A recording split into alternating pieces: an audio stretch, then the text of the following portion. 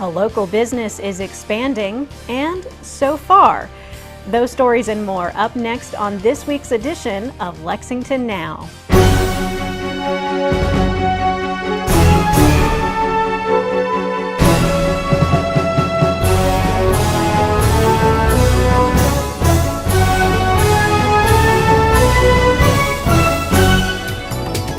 I'm Brenna Angel in for Neil Noah, and this is Lexington Now for the week of March 11th, 2019. Clark Material Handling is a global brand headquartered right here in Lexington, and they are undergoing another expansion, bringing new jobs along with it. Good morning. Thank you for attending this exciting economic development announcement about Clark Material Handling Company.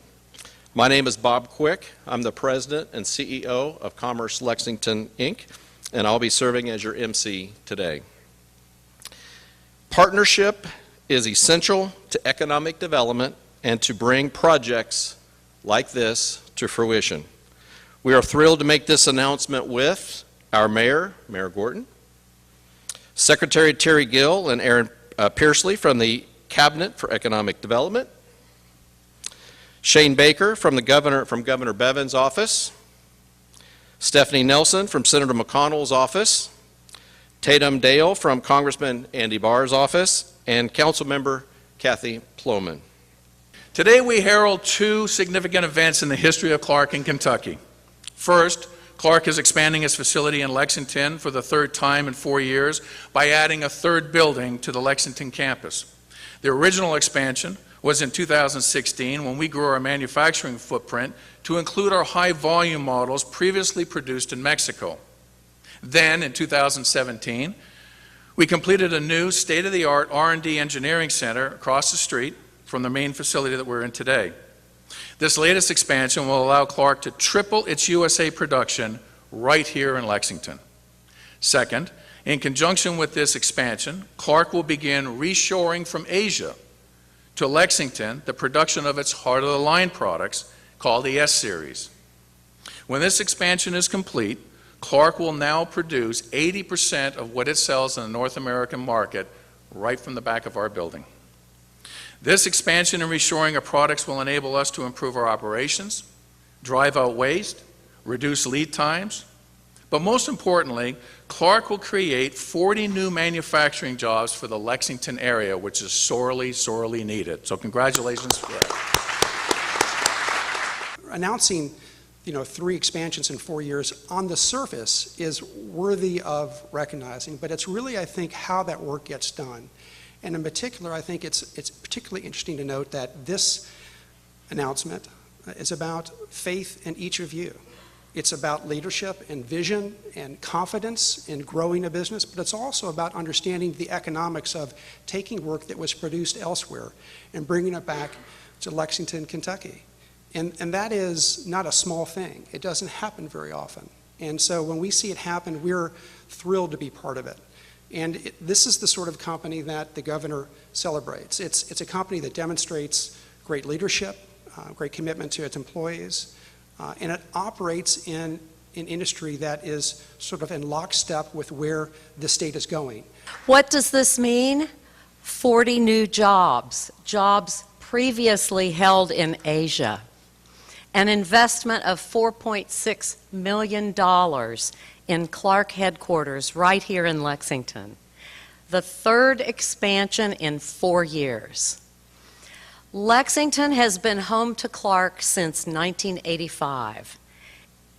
It has been a great relationship that we have had. Clark is an outstanding corporate citizen, and they give back to our community, and I thank you for that. You've been a corporate partner whose help was essential in the production of a video to help Lexington recruit executive-level talent. The video, entitled Lexington, It Just Feels Like Home, has had over 7,900 views since last November, including people from 48 states and 80 countries. And Clark provides good jobs for our citizens, and in return, They make up the talented workforce Clark needs.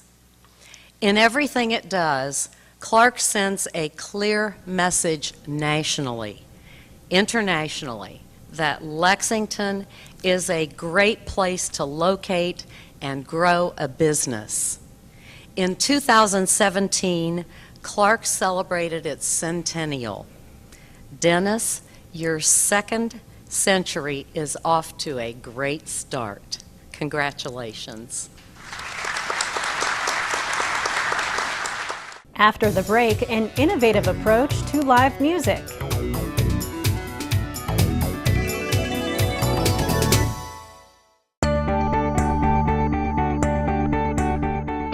Litter happens in every city, everywhere. And the most common form of litter, cigarette butts. The city of Lexington works to educate people and decrease the amount of litter. Keep Lexington Beautiful helps groups coordinate and host their own litter cleanups. And every summer, we hop in a canoe and clean up the Kentucky River. Cleaning up and preventing litter takes direct action. Dispose of your trash in the right way. Keep your cigarette ash in a closable container. And don't put trash in a cart or dumpster labeled for recycling.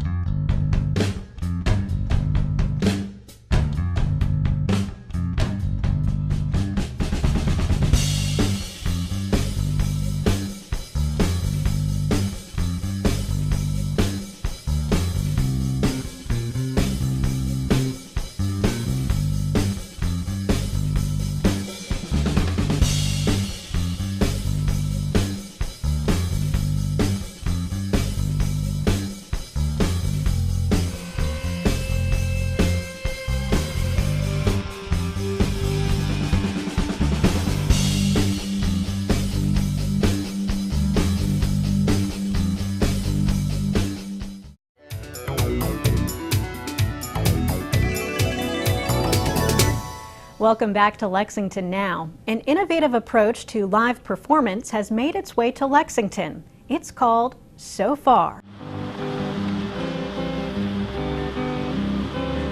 Hi, I'm Samantha Ayers, and I'm the city leader for Sofar in Lexington. Sofar stands for Songs from a Room. Sofar Sounds is a community of people that create music events that happen in unique spaces with an undisclosed lineup. So it's usually 3 artists that play for 30 minutes, and you don't know who they are until you get there. So who's playing tonight? So we don't find out actually until we get to the venue. They sent me an email yesterday telling me what the venue is, but we don't know who it is until we get there. So where are we going? It's Smiley Pete Publishing up on Old Vine. Cool. Yeah, I thought it sounded cool. Once we put the event online, you apply for tickets, and then we make an announcement like, hey, we're accepting tickets now, and people can go on and purchase them for them and their friends.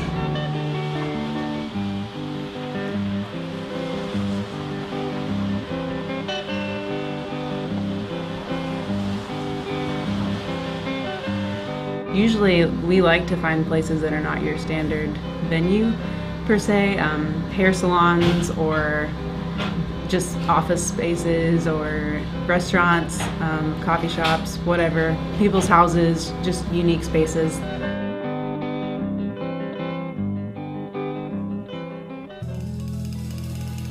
That's one thing that's really neat about Sofar is that it is happening like all over the world, and I think it's definitely cool to think that on the same day that there's people all around the world experiencing a similar sort of event and loving music. Rainy Sunday afternoon, we were consuming lots of deeds and trans-saturated tunes. Yeah. Cutting calls from blacklist stocks, cash it in for Harvard talks of the LHC, me seeking common corporate censorship. abilities. I love everything. I love everything.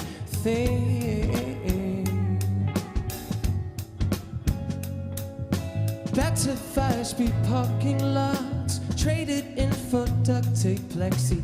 Oh my heavy upper management, we spent so much time together.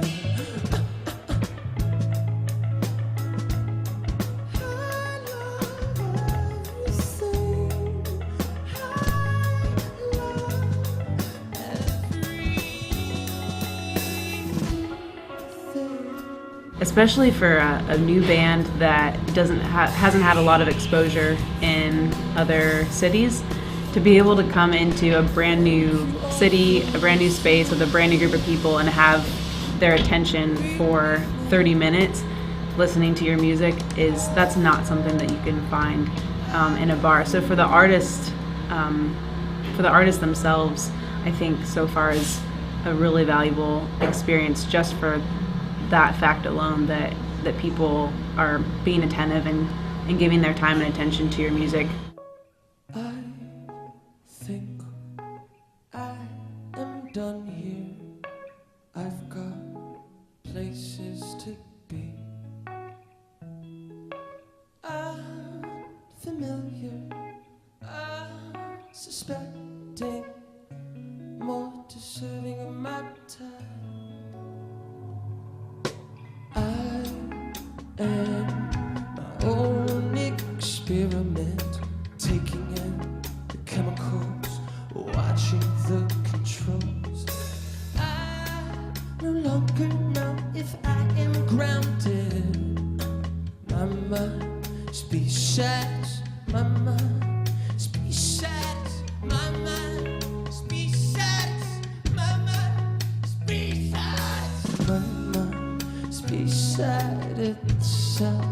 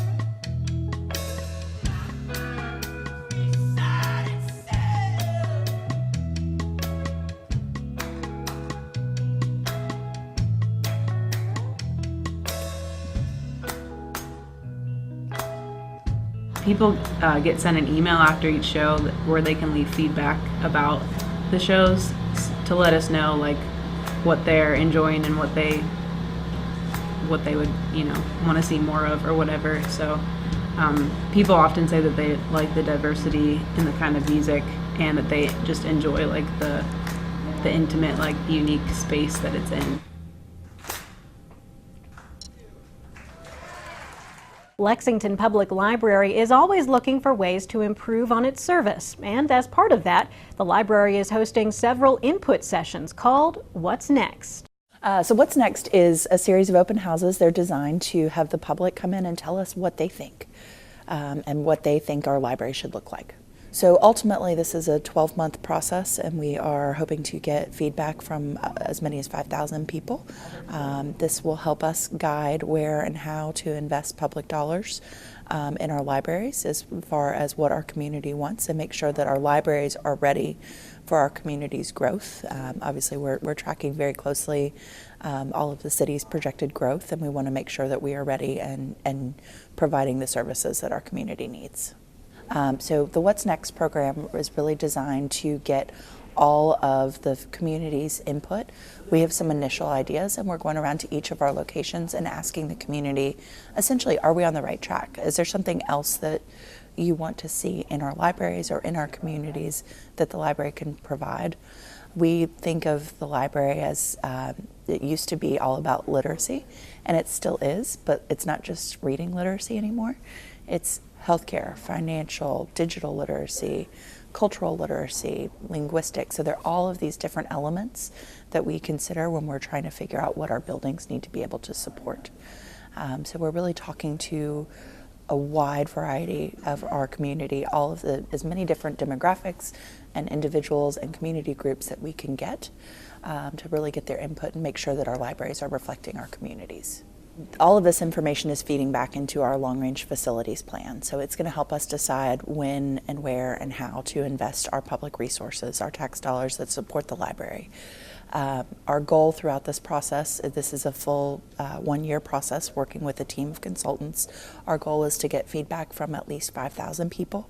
So far we're pushing about 3,000 that have been involved already with this process. So we really hope that we can hear from each and every one of our constituents here. So at each of these sessions we will also be offering light refreshments for anybody who wants to come. We also have children's activities, so come and bring your families. One of the really cool things that we've been asking children to do is to design their dream library. Visit our website at lexpublib.org. That's the easiest way to figure out when and where they are. We have several coming up in March. We are having daytime and evening sessions at most of our locations, trying to make sure that we can get a time when all of our community members can be there. But if they can't, then they're welcome to give their suggestions through our website or to email any of our staff members or call us at 859-231-5501. The library is here to support every individual in our community, and we really want this plan to reflect that. Lexington's 40th annual St. Patrick's Day Parade and Festival is this weekend. Here are Megan Moloney and Liza Hendley Betz with the details.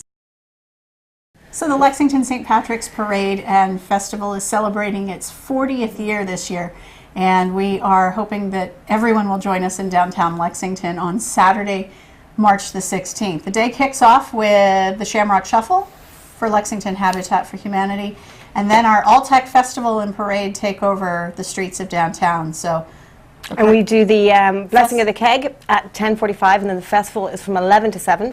And the parade is, we take a break at 1 o'clock for the parade. And this year it's a big year. This is the 40th year for the Lexington St. Patrick's Day Parade. It's a big deal, and we're having Bill Enright as the Grand Marshal this year, and his wife Carol Enright. And they started it 40 years ago and have stuck it through the whole time. And it's pretty special year. For our festival, we've got all kinds of things going on. We've got vendors, we've got performers. What are some of the vendors that we think we may be seeing? Got a lot of local shops, of course. Failte, the Irish shop, will be there, as I am every year. But we've got a lot of local artists and some new vendors this year we're pretty excited about. We also have some more kids' activities going on. We have the Party Ninja, which I know my kids are pretty excited about. And we have lots of local musicians and lots of Irish dancers, and it's going to be a lot of fun. And even if it rains, just come on down. We're under tents, so it's no big deal. And they say it's a little bit of good luck to rain on St. Patrick's Day. So our festival is actually not only the booths and educational opportunities and food and beverage, but we've got a great lineup of performers. It includes Irish dancers, it includes pipe bands, it includes Irish music bands from here in Lexington and from throughout central Kentucky. So we're hoping that everyone has the opportunity to join us in downtown Lexington. Again, starting with the Shamrock Shuffle at 8 a.m. Our Blessing of the Keg, the All-Tech Kentucky Bourbon Barrel Ale Keg, kicks off at 10:45. Festival takes to the stage at 11. And our parade then kicks off at 1 o'clock. The festival will continue after the parade. So if you can't make it down early in the day, join us later in the day. We'd love to see you in downtown Lexington. And a big shout out to all our sponsors, because without them we could not make this happen. So thank you to Parks and Rec for co-sponsoring this with us, the Bluegrass Irish Society, the Lexington Celtic Association, McCarthy's Irish Bar, and Ashford Stud.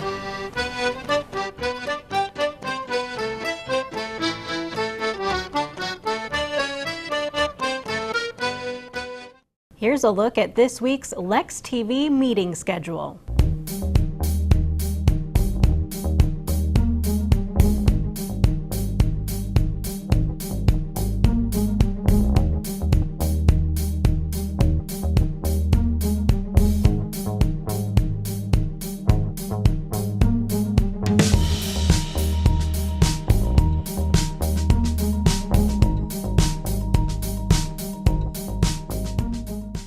That's all for this week. You can keep up with us on social media and check out the latest traffic updates on Twitter @LexRex or catch our live traffic cams on lexingtonky.gov. For the staff and producers at Lex TV, I'm Brenna Angel, and that's it for now.